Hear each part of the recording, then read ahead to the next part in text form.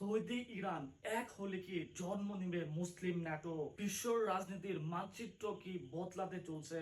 মুসলিম বিশ্বের দুই প্রভাবশালী শক্তি সৌদি আরব এবং ইরান যদি একসাথে আসে তাহলে কি তৈরি হতে পারে মুসলিম বিশ্বের নিজস্ব এক ন্যাটো, এমন এক সামরিক জোট যা শুধু মধ্যপ্রাচ্য নয়, পুরো আন্তর্জাতিক শক্তির ভারসাম্য পাল্টে দিতে পারে। বছরের পর বছর ধরে দ্বন্দ্ব, প্রক্সি যুদ্ধ, কূটনৈতিক সংঘাত সবকিছুর পর হঠাৎ যদি রিয়াদ ও তেহরান একই টেবিলে বসে, তাহলে প্রশ্ন উঠবে, এটা কি শুধু শান্তি নাকি আরো বড় কোনো কৌশলের শুরু? ইসরায়েল আমেরিকা জোট, গাজা যুদ্ধ, লোহিত সাগরের উত্তেজনা, ইয়েমেন সংকট, সবকিছুর মাঝে মুসলিম দেশগুলো কি এবার নিজেদের নিরাপত্তার জন্য আলাদা সামরিক ছাতা তৈরি করতে চাইবে? আজকের এই প্রতিবেদনে আমরা বিশ্লেষণ করব মুসলিম রাষ্ট্রগুলো কি সৌদি ইরানকে কেন্দ্র করে নতুন এক ন্যাটো গড়তে পারবে, নাকি এটি শুধুই রাজনৈতিক কল্পনা। প্রথমেই বুঝতে হবে, ন্যাটো শুধু একটি সামরিক জোট নয়, এটি একটি রাজনৈতিক আস্থা, অর্থনৈতিক সক্ষমতা এবং যৌথ নিরাপত্তা কাঠামোর প্রতীক। নর্থ আটলান্টিক ট্রিটি অর্গানাইজেশন তৈরি হয়েছিল দ্বিতীয় বিশ্বযুদ্ধের পর, মূলত সোভিয়েত হুমকির বিরুদ্ধে পশ্চিমা দেশগুলোর সম্মিলিত প্রতিরক্ষা ঘটতে। সেখানে একটি দেশের উপর হামলা মানে সবার উপর হামলা। এই নীতি জোটটিকে শক্তিশালী করেছে। এখন প্রশ্ন হলো, মুসলিম বিশ্বে কি এমন পারস্পরিক আস্থা আছে? বাস্তবতা বলছে এখনো পুরোপুরি নেই, কারণ মুসলিম বিশ্বের ভিতরেই রয়েছে গভীর বিভাজন। সুন্নি বনাম শিয়া, আরব বনাম অনারব, রাজতন্ত্র বনাম বিপ্লবী রাষ্ট্র, পশ্চিমাপন্থী বনাম প্রতিরোধ অক্ষ। এই বিভাজনের কেন্দ্রে বহু বছর ধরে ছিল সৌদি আরব এবং ইরান।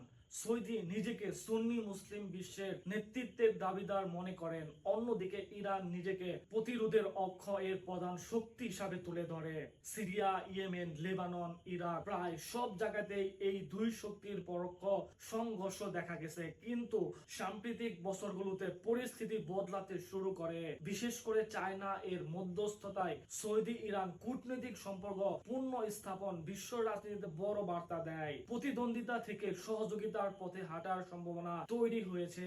এখন প্রশ্ন, এই সহযোগিতা কি সামরিক জোট পর্যন্ত যেতে পারে? তাত্ত্বিকভাবে পারে, কিন্তু বাস্তবে পথ অত্যন্ত কঠিন। কারণ একটি মুসলিম ন্যাটো গড়তে শুধু সৌদি ও ইরান যথেষ্ট নয়, দরকার হবে তুর্কি, পাকিস্তান, ইজিপ্ট, কাতার, ইউনাইটেড আরব আমিরাত, ইন্দোনেশিয়ার মতো রাষ্ট্রগুলোর সক্রিয় অংশগ্রহণ। কিন্তু প্রত্যেক দেশের নিজস্ব স্বার্থ আলাদা। তুরস্ক নিজেই ন্যাটোর সদস্য, পাকিস্তান, চীন ও উপসাগরীয় শক্তির ভারসাম্য রক্ষা করে, মিশর নিজের আঞ্চলিক প্রভাব ধরে রাখতে চায়, আর উপসাগরীয় রাজতন্ত্রগুলো সরাসরি সংঘাতে জড়াতে সবসময় সতর্ক।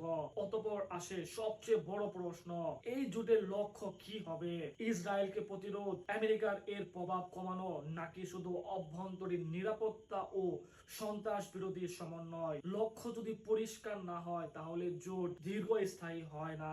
উদাহরণ হিসাবে আমরা অর্গানাইজেশন অফ ইসলামিক কোঅপারেশনকে দেখি।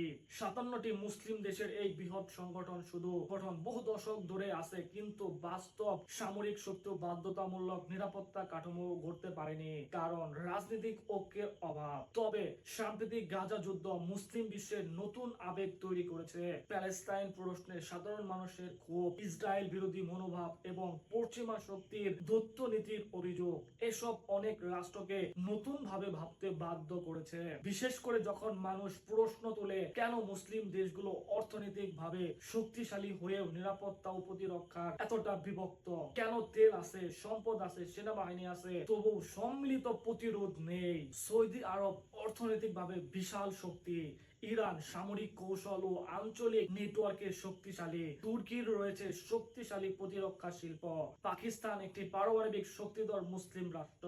এই চারটি শক্তি যদি একটি ন্যূনতম নিরাপত্তা কাঠামোতেও একমত হয়, তাহলে সেটি বৈশ্বিক রাজনীতিতে বড় প্রভাব ফেলতে পারে। বিশেষ করে লোহিত সাগর, হরমুজ প্রণালী, বাব আল মানদেব, বিশ্ব বাণিজ্যের গুরুত্বপূর্ণ রুটগুলোর নিরাপত্তা তখন নতুন ভাবে সংজ্ঞায়িত হবে। কিন্তু এখানেই আসে বাইরের শক্তিগুলোর ভূমিকা। আমেরিকা বহু দশক ধরে উপসাগরীয় নিরাপত্তার প্রধান অংশীদার।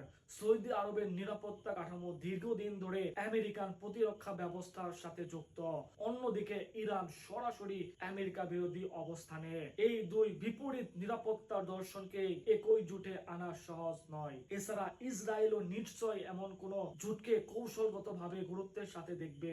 বাস্তবে তাই মুসলিম ন্যাটো হয়তো আগামীকাল তৈরি হবে না, তবে ধাপে ধাপে নিরাপত্তা সহযোগিতা, যৌথ প্রতিরক্ষা মহড়া, গোয়েন্দা তথ্য বিনিময়, ক্ষেপণাস্ত্র প্রতিরক্ষা সমন্বয় এসবের মাধ্যমে একটি আঞ্চলিক নিরাপত্তা ব্লক তৈরি করতে পারে। সেটি আনুষ্ঠানিকভাবে ন্যাটো না হলেও কার্যত একই ধরনের প্রভাব ফেলতে পারে। অনেক বিশ্লেষক মনে করেন ভবিষ্যতের জোট হবে নামের চেয়ে কার্যকারিতায় বড়।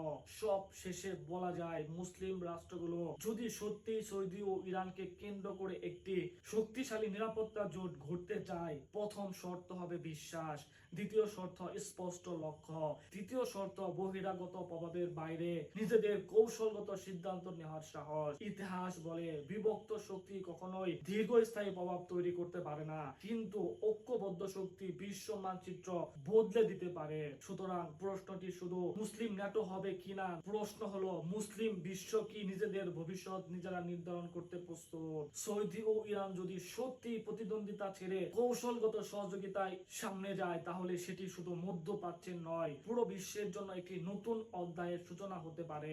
আর সেই অধ্যায়ে হয়তো লেখা থাকবে ক্ষমতার নতুন কেন্দ্র, নতুন ভারসাম্য এবং নতুন এক ভূ রাজনৈতিক বাস্তবতার গল্প। এমন বিশ্লেষণ ধর্মী ভিডিও পেতে আমাদের চ্যানেলটি সাবস্ক্রাইব করে সঙ্গেই থাকুন। ধন্যবাদ।